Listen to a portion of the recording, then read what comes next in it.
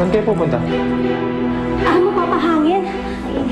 Papahangin? Ba't may mandala kayong bag? Snacks! Snacks? Oo. Hindi pwede. May maigpit ulo si Mayor. Bantayan ko raw kayo. Baka may mangyari. May mangyari?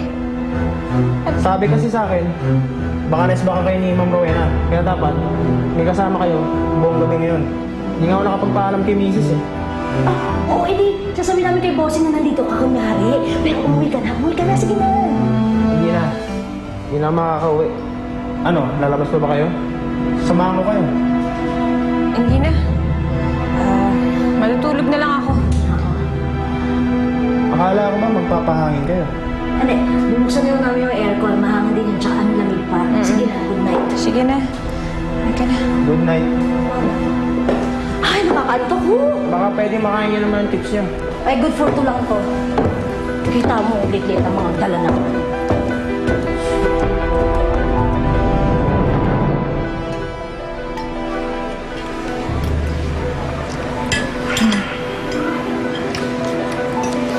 Okay lang ba kayo, Nay?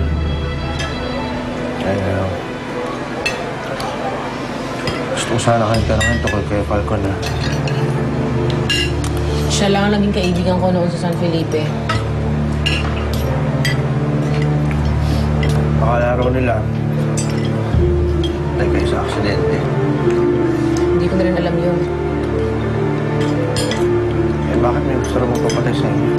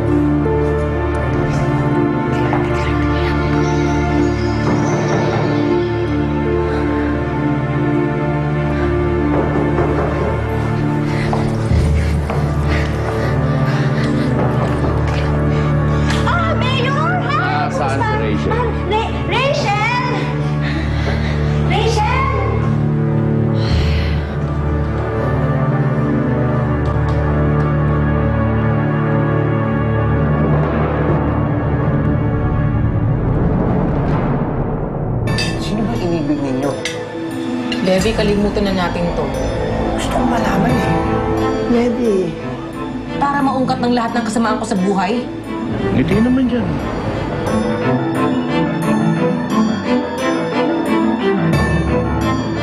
Mas marami siyang iniwang tanong kaysa sagot, eh. Sabi ni Anita, si Falcon ang ama ng anak niya. Tarantado ka talaga. Matapon naman talaga yung buhay mo. Ba't kailangan ka pa bumulik dito? Gusto mo ba ako na tumapos yan sa buhay mo? Ikaw ba? Ikaw ba yung walang niya akong ama?